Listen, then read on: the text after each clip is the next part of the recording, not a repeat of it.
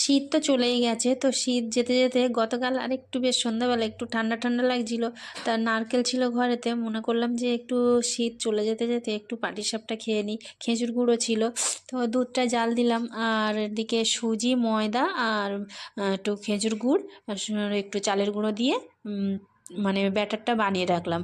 তারপরে দুধটা জাল দিতে বসিয়ে প্রায় 750 দুধ, এটা জাল দিয়ে বসিয়ে আর নারকেলটা কুড়ে নিলাম। দুধটা প্রায় 400 গ্রাম, প্রায় 300 হাফ হয়ে গেছে। তারপরে নারকেলটা দিয়ে একটু পুর বানিয়ে নিলাম, গুঁড়ো দুধও দিলাম আর একটু চালের গুঁড়ো দিয়ে ব্যাটারটা এই পুরটা বানিয়ে নিলাম। পুরটা খেতে জাস্ট সন্দেশের মতো হয়েছে, আমার মেয়ে তো বারবার খাচ্ছিল। তারপরে ব্যাটারটা বেশ সুন্দর ঘন হয়ে গেছে, আর একটু রিফাইন তেলে একটু ঘি দিয়ে তারপরে তাওয়াতে দিলাম। ঘি দিলে কি হয়, একটু মানে সঙ্গে সঙ্গে ফসফস করে উঠে যায়। তো সেটাই হচ্ছিল। বেশ অনেকগুলো পাটিসাপটা বানালাম, বেশ ভালো লাগলো।